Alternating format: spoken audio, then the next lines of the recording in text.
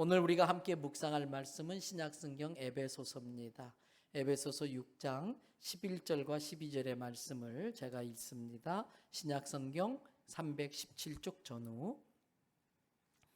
마귀의 간계를 능히 대적하기 위하여 하나님의 전신갑주를 입으라. 우리의 씨름은 혈과 육을 상대하는 것이 아니요 통치자들과 권세들과 이 어두움의 세상 주관자들과 하늘에 있는 악의 영들을 상대함이라. 아멘. 할렐루야. 오늘 또 저와 여러분의 가정, 자녀 그리고 하는 모든 일들마다 하나님의 돕는 손길이 함께 하시길 주님의 이름으로 축복합니다. 그리고 부득이하게 이 목회 예배 현장에 오지 못하고 가정에서 있는 곳에서 또 멀리 미국에 가 계신 우리 성도들, 또 다른 외국에 계신 성도들 영상으로 예배 드릴 텐데 같은 은혜가 함께 하시길 주님의 이름으로 축복합니다. 창세기 1장과 2장을 보면 여러분들이 잘 아시는 것처럼 이 세상을 어떻게 하나님이 창조하셨나 창조 이야기가 나옵니다. 거기에 보면 사람에 대해서는 하나님이 지으신 다른 피조물과 다른 좀 특별한 표현들이 나오고 있습니다. 어떤 표현인지 한번 찾아보겠습니다. 창세기 1장 27절 말씀입니다. 우리 같이 한음성으로 읽어보겠습니다. 하나님이 자기 형상 곧 하나님의 형상대로 사람을 창조하시되 남자와 여자를 창조하시되. 하나님이 사람을 만드셨는데 누구의 형상대로요? 하나님의 형상대로. 사람의 다른 모든 피조물은 하나님이 자기 자신의 고유한 창의성, 창조성, 예술성을 가지고 만드셨어요. 그래서 하나님이 만든 작품들을 보면 동물의 얼굴을 가만히 본다든지 또는 동물들이 움직이는 것 이런 거 보면은 굉장히 유머스러운 게 많아요. 그런 걸 보면 우리 하나님은 굉장히 아주 유머스럽고 기뻐하고 웃고 즐거워하는 걸 좋아하는 하나님인 줄로 압니다. 그런데 유별나게 사람만큼은 그런 창의성으로 만들지 않으시고 본떠서 만드셨어요. 이렇게 본을 보고서 만드셨어요. 바로 자기의 형상으로 하나님이 사람을 만드셨어요. 뿐만 아니라 2장 7절 말씀을 보겠습니다. 창세기 2장 7절 말씀 다 같이. 여호와 하나님이 이 땅의 흙으로 사람을 지으시고 생기를 그 코에 불어 넣으시니 사람이 생명이 된지라. 흙으로 짐승들을 만드시는데 사람도 마찬가지예요. 그래서 생리학적인 메커니즘으로 본다면 소나 말이나 돼지나 사람이나 크게 차이가 없어요. 다 흙으로 만들었어요. 기본적으로 먹고 소화시키고 배설시키고. 다만 사람을 맨 마지막에 만들었기 때문에 가장 탁월하게 월등하게 만들었어요. 그래서 그것만 가지고는 어떤 우리의 생김새나 생리적인 그러한 어떤 기관이나 신체 기관을 가지고는 사람과 짐승을 구분 지을 수가 없어요. 사람이 사람 될 수 있는 이유가 방금 우리가 읽은 말씀에 나왔지요. 하나님께서 사람의 코에다가 자기의 영, 생기를 집어넣어서 사람이 생명, 영적인 존재, 인격적인 존재가 되었다는 것이에요. 왜 하나님께서 사람에게만 특별히 자기를 본따서 만들고 자기의 영을 주셔서 영적인 존재로 만드셨을까? 하나님은 우리 사람들이 인격적으로 지음을 받아서 하나님의 사랑을 알고 하나님의 사랑을 배우고 그 배운 하나님의 사랑으로 서로 사랑하며 사는 것을 보고 싶어서 그렇게 만드셨어요. 자식을 키워보면 아무리 힘들고 어려워도 집에 가서 아이들이 막 형제끼리 재밌게 놀고 장난치고 아빠 그러면서 목에 매달리고 그러면 이 세상에서 받은 스트레스, 근심, 걱정, 염려가 다 사라져버려요. 하나님도 똑같이 우리를 하나님의 자녀로 만드셔서 우리가 하나님의 사랑을 알고 배우고 또 그 사랑으로 서로 사랑하는 걸 보는 걸 기뻐하시고 그걸 원하셔서 우리를 그렇게 인격적 존재로 만드신 겁니다. 하나님이 생각하는 진짜 사랑이 있습니다. 여러분 사랑에는 가짜 사랑과 진짜 사랑이 있어요. 동물적인 본능을 하나님은 원하시지 않으셔요. 또 컴퓨터에 프로그래밍 되어진 것처럼 많이 들어봤죠? 주인님 사랑해요. 주인님 사랑해요. 이런 사랑 흉내내기 하는 가짜 사랑을 원하신 게 아니에요. 자기 스스로 인격적 결단에 의해서 표현되어지는 진짜 사랑을 하나님은 받고 싶으셨기 때문에 사람을 그렇게 인격적인 존재로 만드신 거예요.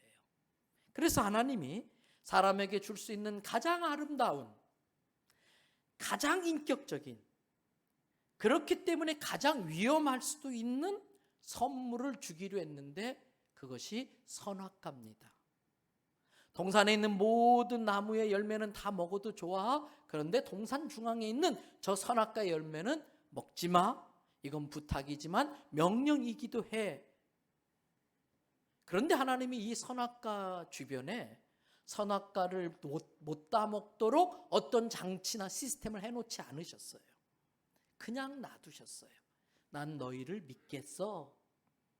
그런데 그 하나님이 주신 자유의지, 인간이 짐승과 구분되어질 수 있는 인격적 결정을 내릴 수 있는 이 자유의지가 인간이 하나님께 받은 최고의 선물이지만 또 가장 위험한 선물이기도 했어요. 하나님은 그러한 위험성을 충분히 알고 있으면서도 사람을 사람 되게 하시려고 자유의지를 선물로 주신 겁니다. 그런데 교활한 사단이 그것을 이용합니다. 따먹지 말라고 하는 선악과를 따먹음으로써 하나님의 명령에 의지적으로 불순종함으로 하나님을 부정하는 일이 되고 말았습니다. 그렇게 되면 어떻게 되는가? 하나님과 나와의 관계, 아버지와 자녀의 관계가 깨지고 말아요. 하나님이 따먹지 말라는 선악과를 따먹는 순간 우리는 하나님을 부정하는 것이 되고 하나님과 나와는 상관없는 관계가 되고 마는 것입니다. 그로 인해서 우리는 하나님의 자녀라는 신분을 잃어버리고 맙니다. 그러면 어떻게 되는가? 그때부터 하나님은 더 이상 우리를 사단의 공격으로부터 보호해 주실 수가 없어요. 자기의 거짓말에 속아서 하나님을 떠난 우리는 자녀 고아처럼 돼버리고 말았어요. 그때부터 마귀는 온갖 유혹과 거짓말로 우리로 하여금 죄짓게 만들고 죄의 종 노릇하면서 마귀의 종이 되게 부려먹고 있는 것입니다. 사람이 다시 한번 하나님이 주신 최고의 선물인 자유의지를 사용해서 스스로 인격적 결단을 내리고 하나님께 나와서 하나님, 제가 마귀의 거짓말에 속아서 선악과를 따먹고 하나님을 부정하고 하나님을 떠났어요. 그런데 이제 그게 죄라는 걸 알게 됐어요. 하나님이 저를 사랑하셔서 사람의 몸으로 오셔서 제 죄를 대신해서 죽으심으로 저의 모든 죄가 용서받을 수 있는 길이 생겼다는 걸 제가 알게 됐어요. 하나님, 저의 죄를 용서해 주세요. 제가 다시 하나님의 자녀가 되기를 바랍니다. 그리고 예수님을 통해 주시는 영원한 생명을 그 안으로 받아들여서 하나님의 자녀로 회복되기 전까지는 하나님이 더 이상 우리를 지켜주거나 보호해 줄 수 없습니다. 이렇게 하나님과의 관계가 깨어진 사람들에 대하여 사탄은 마치 득세한 듯이 집요하게 공격을 합니다. 사단이 공격하는 목표가 세 가지가 있습니다. 그 중에 하나가 사람 개개인의 마음과 생각을 공격합니다. 그래서 우리 마음 속에, 우리 생각 속에 몰래 들어와가지고 우리로 하여금 행복하지 못하다고 느끼게 만듭니다. 성경에 말씀하셨습니다. 너희는 항상, 착하면 나와야죠. 너희는 항상 기뻐해라. 범사에 감사해라. 그런데 사단이 우리 안에 들어와가지고 자꾸 거짓말을 통해서 우리를 속입니다. 불행한 것처럼 느끼게 만듭니다. 여러분, 혹시 요 근래에 정말 기뻐해 본 적이 언제였습니까? 너무 좋다. 정말 기뻐해 본 기억이 언제 있습니까? 정말 고맙다. 정말 감사하다. 진정으로 우러나오는 감사를 해본 적이 얼마나 됩니까? 그냥 아무 걱정 없이 그냥 껄껄껄 막 배꼽 잡고 떼굴떼굴 부르면서 호탕하게 웃어본 적이 얼마나 됩니까? 언제적입니까? 이유 없이 자꾸 아픕니까? 자꾸 마음에 짜증이 가득하고 부정적인 생각이 들고 우울한 마음이 자꾸 들고, 그런 현상들이 내 생활 습관이 나빠서 그런 걸까요? 유전적으로 잘못된 유전자를 받고 태어나서 그럴까요? 내가 내 몸 관리를 잘못해서 전적으로 내 책임일까요? 내 성격이 못돼서 그렇게 되는 걸까요? 어느 부분은 그럴 수도 있겠지요. 그러나 다 그런 건 아닙니다. 사랑하는 대연성결교 성도 여러분, 사단에게 속지 마시기를 바랍니다. 우리를 힘들게 하고 일이 자꾸 꼬이게 만드는 것 뒤에는 아주 교묘한 사단의 장난질이 있을 수 있다는 것을 생각하셔야 됩니다. 두 번째로 사단이 공격하는 게 가정입니다. 한 개인이 모여서 만들 수 있는 가장 작은 공동체가 가정이에요. 근데 이 가정은 이 세상에서 힘들게 일하고 지친 내가 편안하게 들어가서 쉴 수 있는 쉼터, 안식처입니다. 근데 사단은 이 가정을 가시방석으로 만들어요. 가족끼리 오해하고 다투고 싸우게 만듭니다. 그러면서 이 가정이 내가 지친 내 몸과 마음이 와서 편안히 쉴 수 있는 쉼터가 아니라 좌불안석, 늘 불안하게 이 가정을 만들어가요. 사랑하는 대연성교회 성도 여러분, 혹시 요 근래에 우리 가정이 자꾸 다투고 불화하고 문제가 있습니까? 가정의 평화가 많이 사라졌습니까?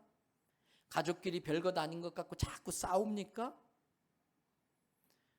가정에 안 해도 되는 쓸데없는 지출이 자꾸 생겨납니까? 새벽부터 밤늦게까지 정말 죽으라고 일하는데 계속해서 평생 부채에 시달리고 있습니까? 가족 간에 어느새 대화가 사라지고 침묵만 흐르고 각자 다 자기 방에 들어가서 스마트폰만 보고 있고, 그러면서 가정 전체가 아주 우울한 분위기, 침침한 그런 것들이 짓눌리고 있다고 느껴지진 않습니까? 우리 아이들에게, 배우자에게 고쳐지지 않는 나쁜 습관, 버릇들이 있진 않습니까? 게임 중독, 노름 중독, 알코올 중독에서 빠져나오지 못한 가족이 있진 않습니까? 이러한 모든 현상들이 내가 가정교육을 잘못해서, 자녀교육을 잘못해서 그런 걸까요? 가정이 늘 부채로 시달리는 게 내가 재정관리를 잘못해서 꼭 그런 건 이유일까요? 배우자를 잘못 만나서? 돈 많은 부자 부모 밑에 태어나지 못해서? 그래서 그런 문제들이 가정에 있는 걸까요? 아닙니다. 속지 마시기 바랍니다. 우리 가정이 불행해지는 그 뒤에는 아주 교활한 사단이 몰래 숨어서 장난치고 있겠구나, 이것도 생각해 보셔야 됩니다. 그리고 사단이 또 공격하는 세 번째 타겟이 교회입니다. 교회는 마치 항생제 같아요. 뭐 같다고요? 항생제. 항생제가 뭔지 알지요? 몸에 염증 생겨서 곪아가지고 상처가 깊어지면 죽을 수도 있어요. 그 초창기에 염증을 잡아내는 게 항생제예요.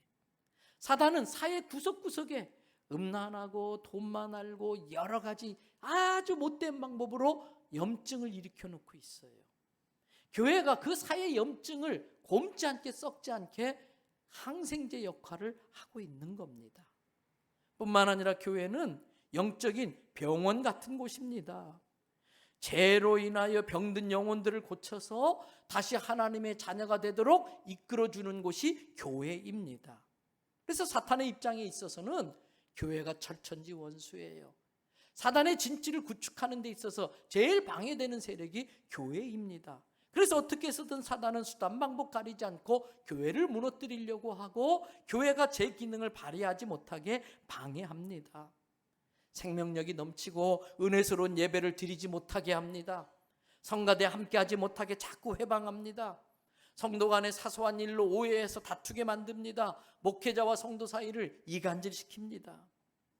무엇보다도 사단이 쓰는 전략이 있는데 교회를 조용하게 만들려고 교묘하게 장난을 합니다.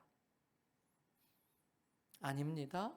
교회는 주일뿐만 아니라 평일에도 북적북적해야 될 줄로 압니다.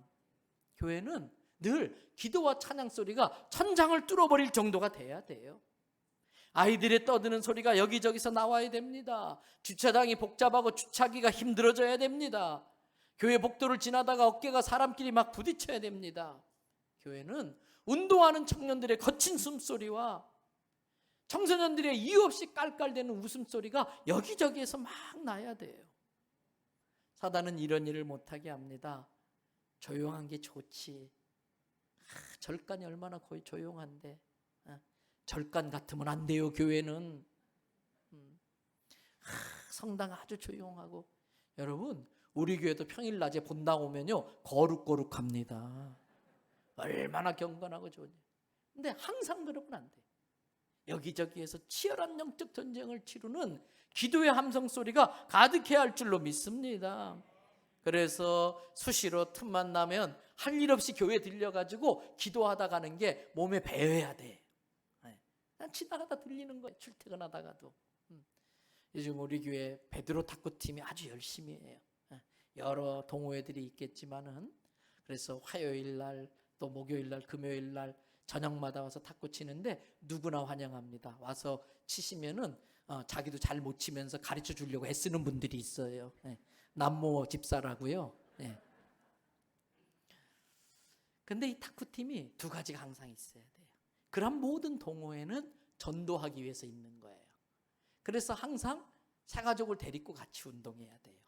그리고 이왕 탁구 치러 올 바에 2층에 잠시라도 들려서 기도하고 운동하러 가는 게 습관화되기를 바랍니다. 여러분, 누구보다도 사탄의 공격을 많이 경험해 봤던 사람이 사도 바울이에요. 그래서 사도 바울은 자기의 그 체험과 경험을 가지고 우리에게 사탄의 공격을 이겨내는 노하우를 가르쳐 주는데, 그게 바로 본문 에베소서 6장 11절과 12절의 말씀이에요. 우리 같이 한 음성으로 함께 읽겠습니다. 마귀의 간계를 능히 대적하기 위하여 하나님의 전신갑주를 입으라. 우리의 씨름은 혈과 육을 상대하는 것이 아니요 통치자들과 권세들과 이 어둠의 세상 주관자들과 하늘에 있는 악의 영들을 상대함이라. 깨달아지면 아멘. 성도라고 예외가 아니에요. 어쩌면 성도이기 때문에 사단의 공격이 더 심할 수도 있어요. 사단은 호시탐탐 우리를 노리다가 내가 가장 취약할 때 우리를 공격해 옵니다. 여러분, 곰팡이는 아무데나 피는 게 아니더라고요. 곰팡이 필 만한 조건이 갖춰져야 돼. 아주 습하고 온도도 적당하고. 사단도 똑같아요. 아무한테나 달라붙는 게 아니에요. 영적인 곰팡이가 사탄이 달라붙을 수 있는 영적 환경이 갖추어지면 찰싹 달라붙어요. 언제일까?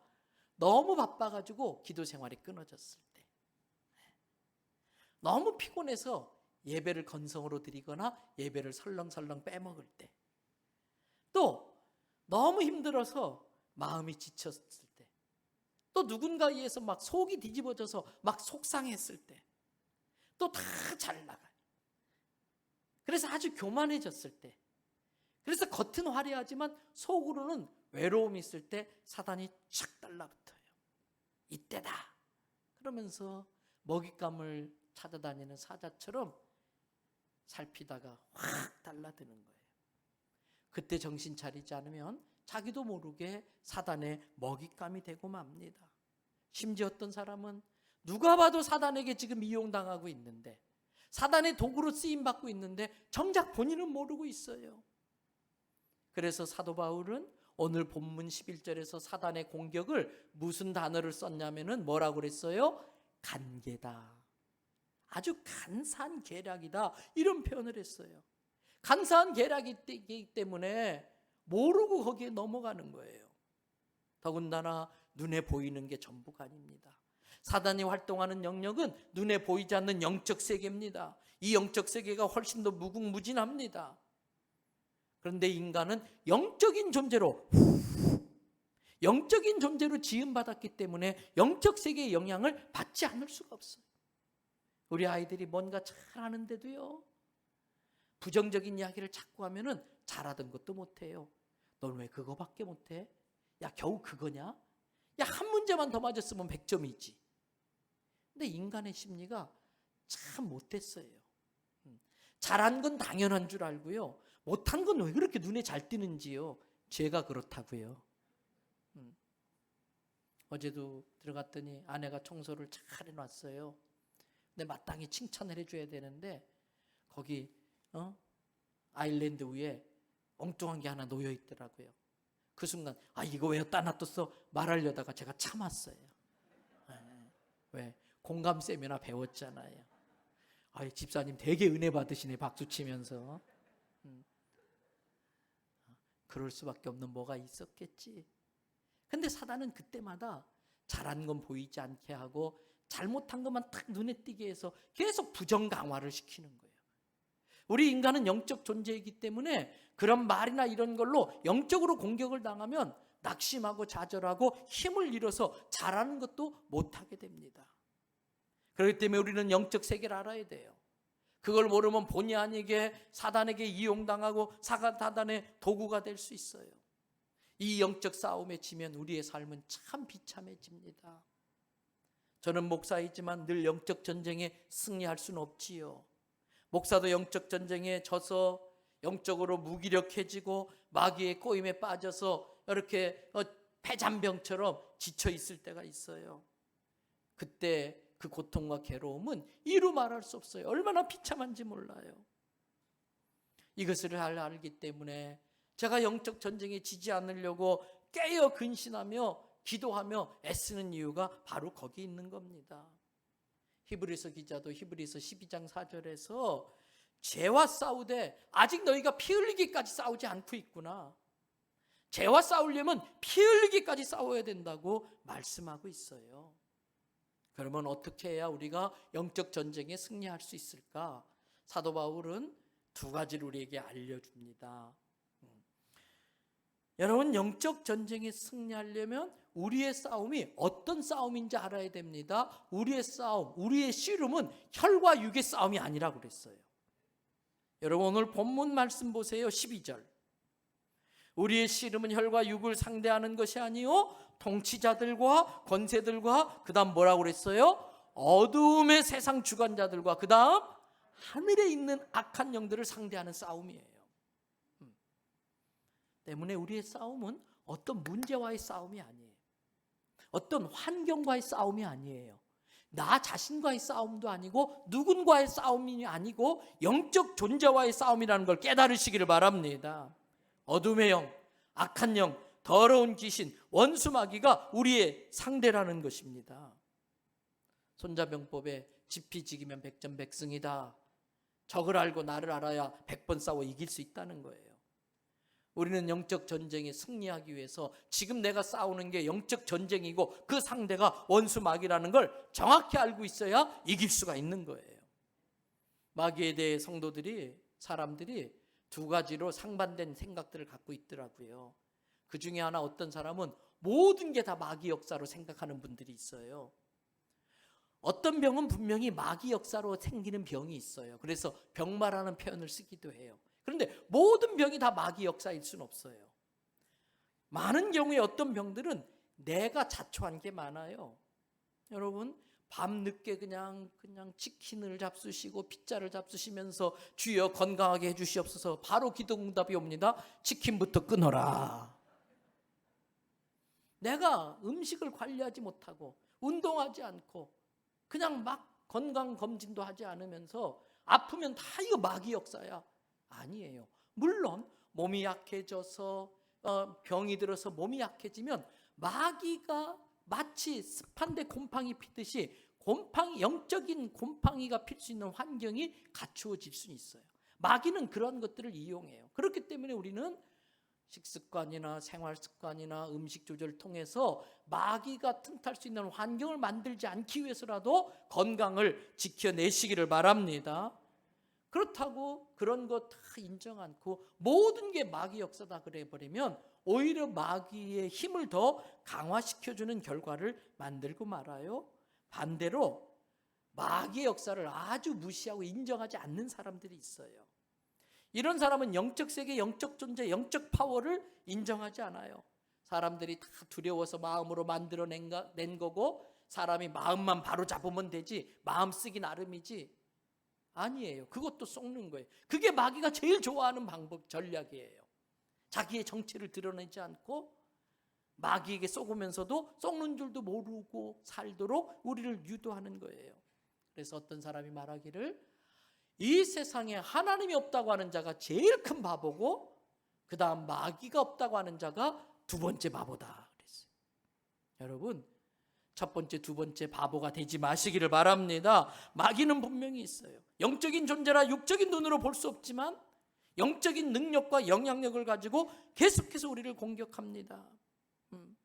그래서 마귀는 에덴 동산에서 아담과 하와를 실제로 공격하기도 했고요. 심지어 예수님께서 처음 공적인 활동을 시작하기 직전에 예수님께 착싹 달라붙어 가지고 이 돌로 떡을 만들어 봐라. 저 높은 성전 꼭대기에서 한번 뛰어내려 봐라. 이 세상 모든 거 다 줄 테니까 나한테 절해 봐라. 예수님조차도 유혹했어요. 우리는 말할 것도 없잖아요. 예수님도 유혹하려고, 예수님하고도 한판 뜨려고 맞붙는 그 마귀가 우리를 그냥 놔둘 리가 있겠어요? 그때 예수님께서 마귀를 실제적인 존재인 것처럼 대우하면서, 실제적 존재로 대우하면서 사탄아 물러가라 그렇게 말씀하셨어요. 실제적 존재로 상대해 주셨어요. 여러분, 그러기 때문에 이 마귀의 존재는 실제적으로 존재하면서 우리에게 끊임없이 악한 영향력을 끼치는데, 마귀는 속임수를 기가 막히게 잘해요. 특별히 마귀는 거짓말을 자기의 도구로 씁니다. 천사로 가장하기도 하고요. 양의 탈을 쓴 일이인 것입니다. 근데 이것을 인정하지 않거나 제대로 모르면 마귀에게 놀아나면서도 놀아나는 일도 모르고 모든 문제만 더 악화시키는 겁니다. 여러분, 마귀는 시도 때도 없이 우리를 공격하기 때문에 우리는 깨어 있어야 돼. 베드로전서 5장 8절 9절을 보세요. 다 같이 함께 읽겠습니다. 근신하라, 깨어라, 너희 대적 마귀가 우는 사자같이 두루다니며 삼킬 자를 찾나니 너희는 믿음을 굳게 하여 그를 대적하라. 그랬어요. 마귀는 우리로 하여금 하나님과 멀어져서 하나님의 보호 밖에 있기를 만들어요. 원해요. 하나님의 보호를 받지 못하게 만들어요. 또 마귀는 성도들을 이간시켜서 서로 보호하고 서로 지켜주지 못하게 분열하게 만들어요. 때문에 우리는 이 내가 연약할 때의 시시탐탐 노리는 마귀의 공격으로부터 우리를 지키기 위해서 늘 성령 충만한 상태를 유지해야 돼. 성령 충만하지 못한 상태에서 생각 없이 내뱉은 말이 마귀의 좋은 도구가 될 수 있어요. 성령 충만하지 못한 상태에서 생각 없이 함부로 했던 내 행동 하나, 내 태도 하나가 누군가에게 마귀의 도구로 이용당해서 누군가에게 상처를 줘서 교회를 떠나게 만들 수도 있어요. 때문에 늘 우리는 마귀가 나를 이용하지 못하도록 우리는 늘 깨어 있어야 돼. 마귀에게 찬스를 주서는 안 됩니다. 여러분, 가끔 인간관계가 꼬일 때가 있어요. 나는 그런 의도로 말한 게 아닌데 저 사람이 오해해가지고 막 나를 원수처럼 생각하고 화해하려고 해도 점점 더 일이 꼬여서 점점 일이 문제가 커져요. 심지어 가정에서 부부끼리도 갑자기 별것 아닌 걸로 싸워요. 나중에는 뭐 때문에 싸움을 시작했는지도 몰라. 그러면서 내 남편이 갑자기 왜 저럴까? 그 순했던 아내가 왜 갑자기 저렇게 거친 말을 할까? 이런 생각이 들 때가 있어요. 여러분, 그때 우리는 그 배후에 악한 영 사단의 역사가 있다는 것을 잘 분별해야 됩니다. 이때 우리가 조심해야 될 것이 있어요. 영적 깨달음과 분별력을 가지고 사탄을 대적해야지 사람을 대적하면 안 돼요. 내가 이렇게 힘든데 나에게 어쩌면 그럴 수 있어 그러면서 막 같이 맞서가지고 싸우면 안 돼요. 남편에 대한 섭섭한 마음을 갖게 만들고 아내에 대해서 못마땅한 마음을 갖게 하는 게 사단의 전략입니다. 여러분, 전쟁터에 적군이 말을 타고 왔어요. 그런데 말을 미워하는 사람이 있으면 안 되지요. 말을 미워하는 사람은 없을 거예요. 싸울 때 싸울 대상은 말이 아니라 말을 타고 온 적군이잖아요. 사단은 내 남편을 말로 이용해요. 내 아내를 말로 이용해요. 직장 동료를 말로 이용해요. 그런데 우리는 자칫 잘못하면 그 남편 말을 탄 사단을 대적해야 되는데 사단이 타고 있는 남편 말, 아내 말, 직장 동료 말을 공격하는 잘못을 범할 수가 있는 거예요. 그렇기 때문에 어떤 경우에라도 나를 힘들게 하는 사람이 있으면 미워하면 안 됩니다. 알고 보면 그 사람도 지금 사단에게 이용당하는 희생자예요. 여러분, 그 사단의 그 교활한 장난을 들통나게 만들고 무산시키는 비결이 있는데 예수 사랑으로 무조건 용서하는 거예요. 나를 힘들게 하는 배우자가 있으면 꼭 안아주는 거예요. 얼마나 힘들면 그래. 그리고 용서하는 거예요. 무조건. 성도가 용서하고 사랑할 때에 사단은 힘을 잃고 떠나는 걸 믿으시기를 바랍니다. 그러면서 동시에 속으로는 대적해야 돼. 그냥 놔두면 안 돼요. 예수의 이름으로 명하노니 악한 사단은 떠나갈지어다. 대적해야 돼. 그런데 속으로 하셔야 돼. 자칫해서 말로 탁 튀어나오면 사탄아 물러가라 남편한테 그러면 주먹이 날라와. 아내한테 사탄아 물러가라 그러면 후라이팬이 날라와. 그러나 사단이 막 장난치도록 놔두면 안 돼요. 그래서 사단의 말로 이용당하고 있는 사람은 꼭 안아주고 사랑해주면서 속으로는 하나님, 이 사단에 내가 속지 않게 해주십시오.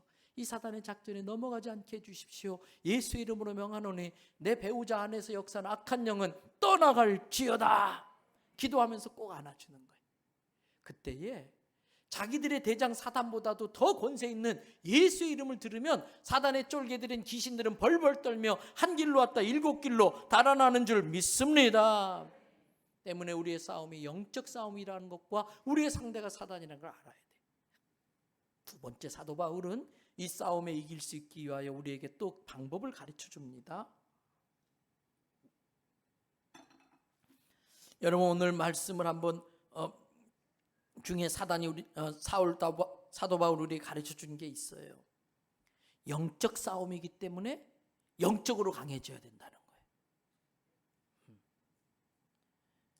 그래서 육체의 연습도 헬스클럽 다니고 하는 것도 사단이 곰팡이가 필 수 있는 환경을 만드는데 막을 수 있기 때문에 유익이 있지만 또 영적 존재이기 때문에 사람은 영적으로 강해져야 영적 싸움에 이길 수가 있다는 거예요. 요즘 성도들을 보면 아주 기도를 잘하세요. 세련되게. 왜? 인터넷에 보면 모범 기도문이 나와 있거든요. 그런데 영적 파워는 옛날 성도들 같질 않아요. 여러분, 성경 공부도 제대로 못했고 제자 훈련도 안 받은 우리 나이 많은 권사님들은요, 한 번 기도하면요 막 귀신들이 벌벌 떨면서 떠났어요.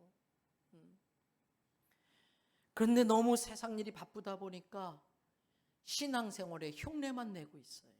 껍데기만 있어요. 그러다 보니까 영적인 체력이 약해졌어요. 영적으로 무장할 시간이 없어서 영적 약골이 되고 말았어요. 여러분, 그러한 영적 체력을 가지고는 절대 원수 마귀를 이길 수가 없습니다. 우리의 대적은 결코 쉬운 상대가 아니에요. 마귀를 과소평가해서는 안 됩니다. 물론 하나님보다는 못하지만 우리보다 월등 더 지혜롭고 월등 더 영적인 파워가 있어요. 육적인 힘으로만 가지고 사람의 지식과 지혜만 가지고는 절대 영적 존재인 사단을 물리칠 수가 없어요. 영적 전쟁에서 이기려면 영적으로 강해져야 할 줄로 믿습니다. 어떻게 강해지는가? 그 답이 10절에 나와 있어요. 자, 10절 다 같이 한번 읽습니다. 끝으로 너희가 주 안에서와 그의 힘으로 강건하여지고. 누구 안에서? 주 안에. 주 안에서라는 게 뭐예요? 예수 그리스도의 보호하심 품 안에, 즉 주님이 나와 함께 하시고 나를 지킨다고 하는 그 믿음으로 굳건히 서라는 거예요. 그리고 그 예수 이름의 권세를 우리에게 주셨어요. 그 예수 그리스도의 능력으로 강해지라는 거예요. 그러면서 주님은 우리가 주의 강한 용사가 되기 위해서 두 가지를 가르쳐 요구하고 있는데, 첫 번째가 11절이에요. 자, 11절 한번 보십시다. 마귀의 간계를 능히 대적하기 위하여 하나님의 전신갑주를 입으라. 또 13절 읽겠습니다. 그러므로 하나님의 전신갑주를 취하라. 이는 악한 날에 너희가 능히 대적하고 모든 일을 행한 후에 서기 위함이라. 원수마귀 공격이 있어도 복음의 전신갑주로 딱 무장해.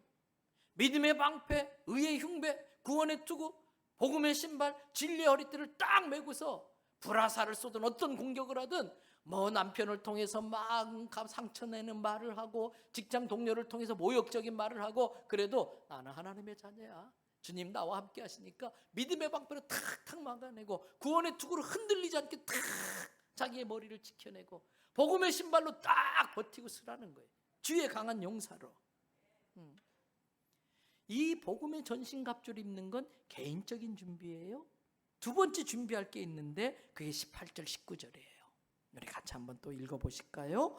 모든 기도와 간구를 하되 항상 성령 안에서 기도하고 이를 위하여 깨어 구하기를 항상 힘쓰며 여러 성도를 위하여 구하라. 그리고 19절에 특별히 누구를 위하여? 지도자인 사도 바울을 위해서, 우리 교회로 말하면 목회자를 위해서. 여러분, 영적 전쟁은 아무리 내가 복음의 전신갑주를 입었다 할지라도 혼자로는 이길 수 없어요. 복음의 전신갑주를 입은 성도들이 모여서 교회라는 신앙 공동체를 만들어서 함께 싸울 때 이길 수 있는 줄로 믿습니다. 이때 중요한 게 지도자이기 때문에 나를 위하여, 지도자를 위해 기도하라고 한 거예요. 여러분 많이 보셨을 거예요. 글래디에이터라고 하는, 검투사라고 하는 영화가 있습니다. 이 영화의 내용은 모든 군인들 중에서 가장 탁월하고 또 덕망이 있고 그래서 모든 사람의 존경을 받는 막스무스가 주인공이에요.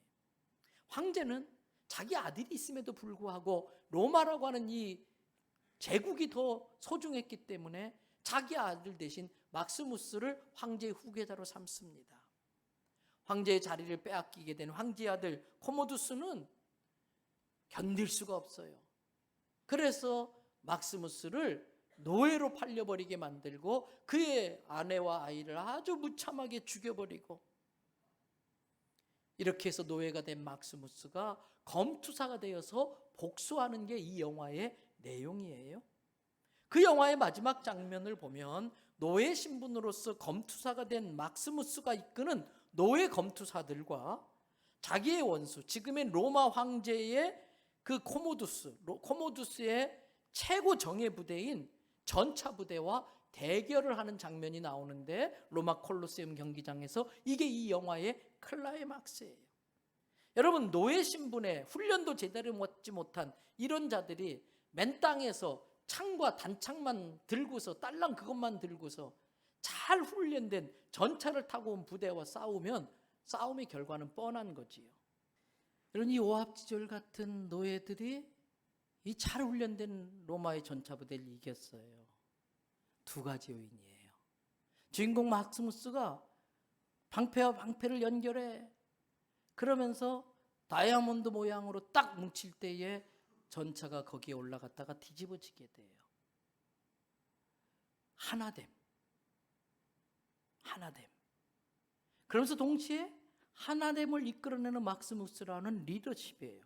근데 그 리더십의 절정은 자기 동료가 다리에 화살이 맞아서 달려오는 전차에 깔려 죽게 되는 상황에 자기 목숨을 걸고 뛰어들어서 동료를 살려내는 그 리더의 희생정신. 여러분, 성도와 교회는 이 시대 황제의 군대와 맞서 싸우면서 우리의 성결성을 지키고 또 영적 전쟁에 승리하여 하나님의 나라를 세워가야 할 책임이 있습니다. 그러기 위해서는 우리가 크게는 영적 지도자인 예수님을 중심으로 작게는 주께서 이 대연 성결교회에 목회자로 세워준 저와 우리 부교육자들을 중심으로 하나가 되어야 할 줄로 믿습니다. 온 성도가 기도와 하나님의 말씀으로 복음의 전신갑주를 무장하고 또 마귀의 관계를 들통내면서 똘똘 뭉쳐서 이 시대 황제의 군대를 물리칠 수 있는 영적 전쟁에 강한 주의 용사가 되기를 축복합니다. 그렇게 해서 이 땅의 모든 인생의 싸움을 마치고 우리 대장 예수 그리스도 앞에 서는 날 우리 한 사람 한 사람에게는 의의 면류관이 예비되어진 줄로 믿습니다. 우리 장로님들이 작년 연말당회를 준비하면 사무총회를 준비하면서 아이디어를 내셨어요. 요즘에 기독교 좋은 영화들이 있는데 그걸 봤는데 은혜를 많이 받았답니다. 그런데 가지 못하고 또 볼 형편이 안 되는 분들을 위해서 1년에 한 3번이나 4번 정도 좋은 기독교 영화로 영적 교훈을 받으면 좋겠다. 그래서 이제 영화 예배를 오후 찬양 예배 시간에 하는데 오늘이 첫 번째 시간에 제가 어떤 영화를 우리 성도들과 함께 나눌까 하다가 영적 전쟁에 관한 영화를 준비했어요. 워룸이라고 하는 제목의 영화인데 워룸은 군대 갔다 오신 분들은 아실 것 같아요. 작전실, 작전 상황실, 전쟁 지휘부가 워룸이에요. 이 영화를 통해서 우리의 기도가 얼마나 강력한 영적 파워를 발휘하는지를 영적 전쟁의 노하우를 우리에게 알려주고 있어요. 그래서 여러분 오늘 이거는 이런 여러 가지 관계 때문에 영상으로 보내드릴 수 없어요. 이 예배 현장에 오셔서 자녀들과 함께 영화를 보시면서 영적 전쟁의 강한 용사로 훈련되는 기회가 되시기를 바랍니다.